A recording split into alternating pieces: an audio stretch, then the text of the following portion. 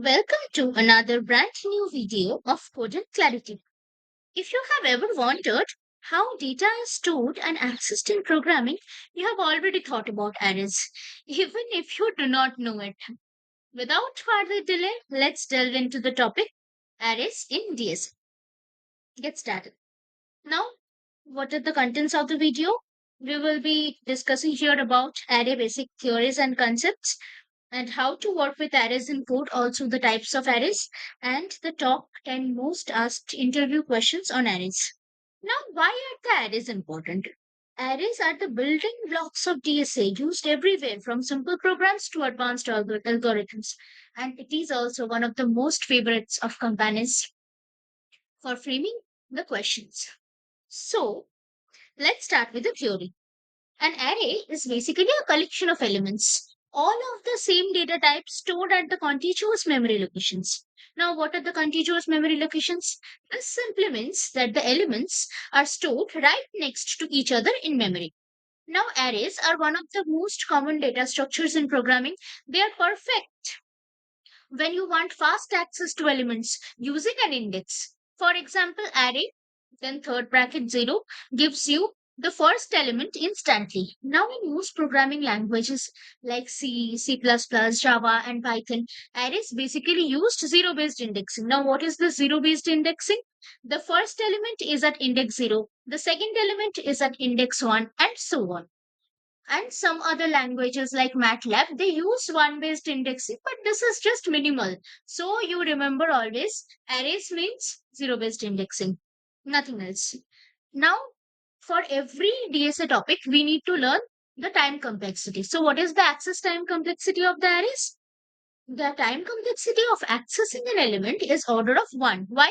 Because we can directly calculate the memory address of any element if we want, if we know the base address and the index, and then we can easily find out the element. So the time complexity of order of 1 in case of access.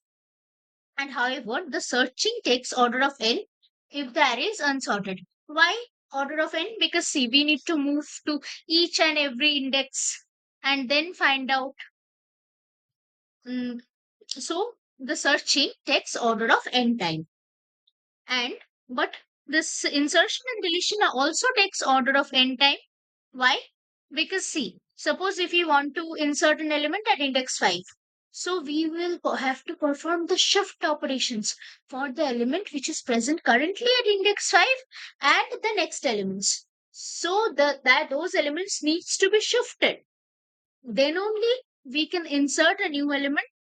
And similar in case of delete also, when we want to delete the rest of the elements which are present to the right will have to be shifted to the left.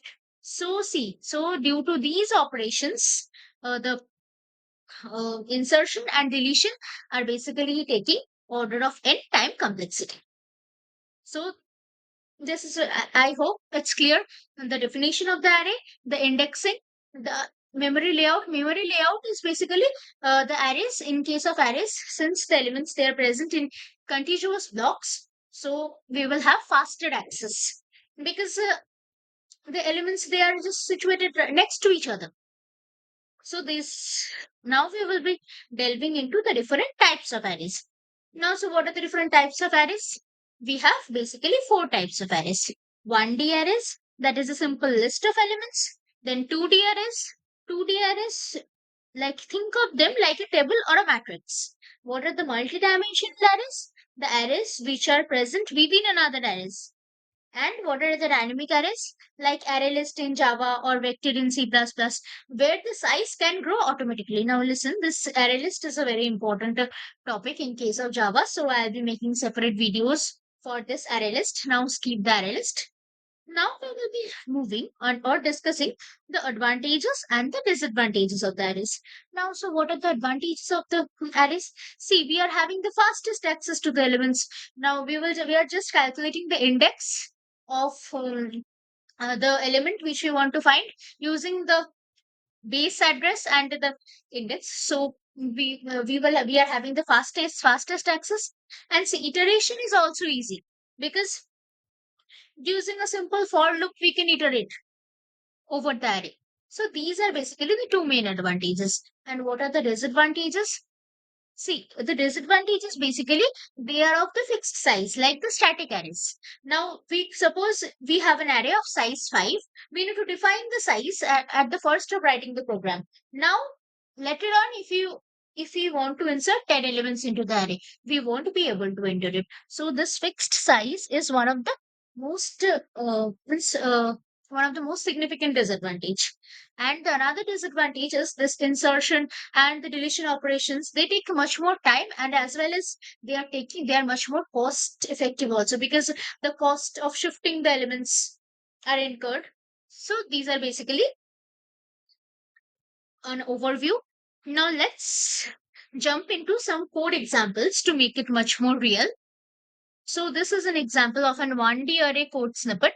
So see, in this code snippet, what we are doing, at first we are initiating the array using this int array. The ARR is the name of the array, and these are the elements which are present in the array. Now, at first, we are accessing the elements of the array by just specifying the index of the array element. See, thus we can access the elements of the array. Later on, ARR within third bracket 2 equals to 99. In that line, we are modifying the element which is present in the index 2. So later on, when we are iterating over the array, so how we are iterating over the array? Using a simple for loop. Now this is the iterator, the num is the iterator, and ARR is the name of the array from which we are iterating. So then we are iterating over the array and printing all the elements which are present in the array in this way. So you can see the output at the right side too. And in the output, see, the third element has got changed. Third element means the element at index 2, because we have modified the element at index 2. So this is an example. I hope it's clear. The example of 1D array code snippet. Now let's jump into the example of a 2D array. Now, at first, what is a 2D array? Think of a 2D array like a table in real life. So what is a table? Table has rows. Rows means the horizontal lines, and the table also has columns. Columns means the vertical lines. Now, each block in the table can store one value. Also consider a real life examples. Imagine you are making a seating chart for a classroom. So the rows are the benches. Row 0, row 1, row 2, and columns are basically the seats in each bench, like seat 0, seat 1, seat 2. Now suppose if you want a student in row 2, seat 1, you can go directly to that box. And how it works in programming?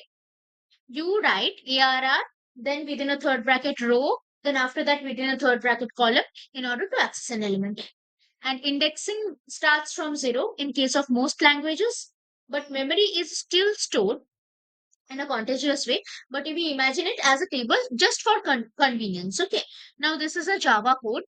You can see using the int matrix, the 1, 2, 3, it is basically the row 1. Then the next line, that is the 4, 5, 6, that is basically the row, means actually that is the 1, 2, 3 is the row 0, and 4, 5, 6 is the row 1, based on the system of indexing which is used in all the languages. And here we are iterating over the matrix using these two for loops or the nested for loops, and we are just printing the elements as matrix 1 and matrix I comma j.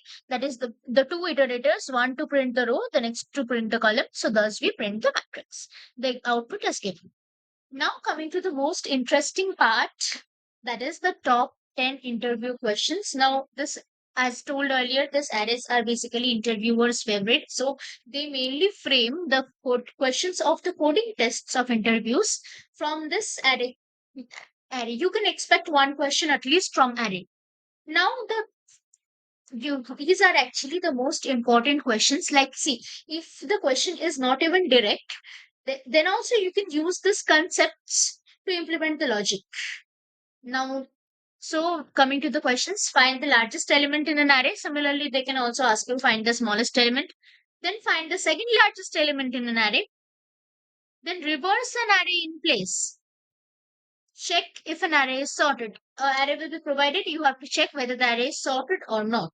Then Find the sum of all the elements which are present in an array. Then remove the duplicates from a sorted array. Now, suppose a sorted array is given like 11, 22, 22, 33, 44. So, this 22 is a duplicate. So, you need to find the 22 and remove that. Find the missing number in an array, then merge two sorted arrays and find the subarray with the maximum sum. Now, this is implemented by using Cardin's algorithm. So, these topic I'll be explaining later on in separate videos.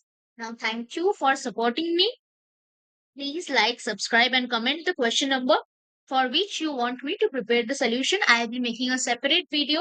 And for that, also for getting the notification, please subscribe my channel. It's my earnest request. Thank you. Have a good day.